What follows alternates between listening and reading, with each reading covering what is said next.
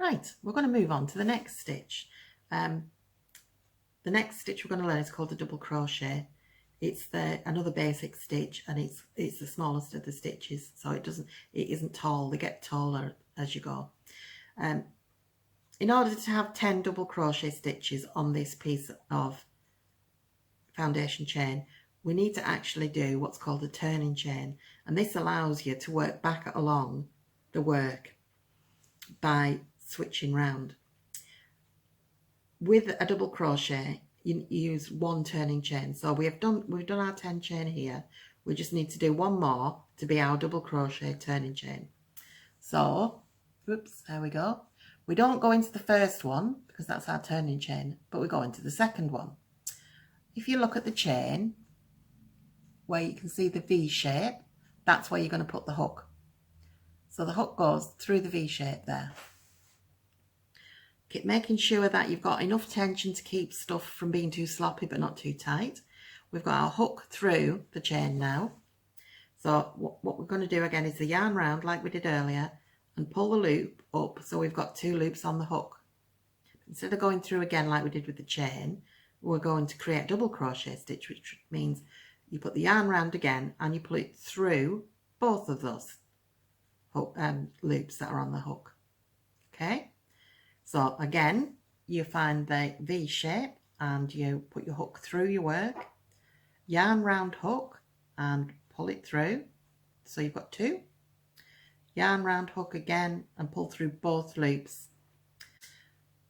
through your work, yarn round, pull it through, yarn round and pull through 2, and you keep doing that in each stitch to the end,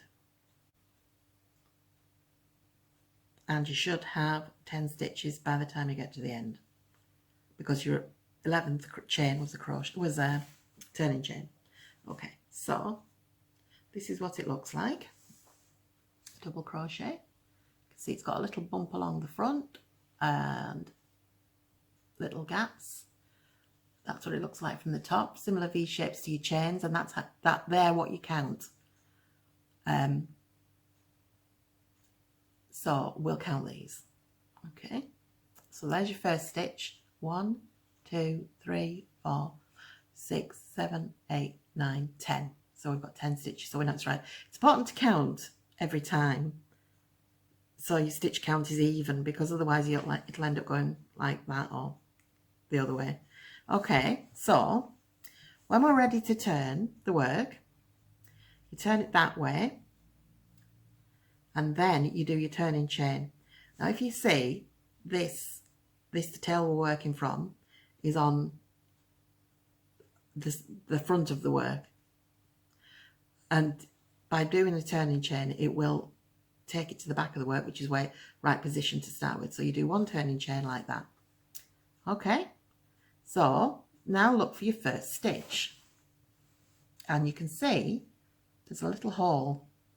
That's where you're going to go with your hook, and you also need to make sure that it goes underneath both of these strands at the top. So you're going through the work under both strands, and then it's yarn round and pull it through as you did before, and yarn round and pull it through, and that is you started on your second row. Okay, so we've got to the end of the row. There's still one more stitch to do, and I just want to show you, because this is where your turning chain is. It looks slightly different. So you're going to go through under, it's a bit awkward now, under those 2 loops like that, and then work your last stitch.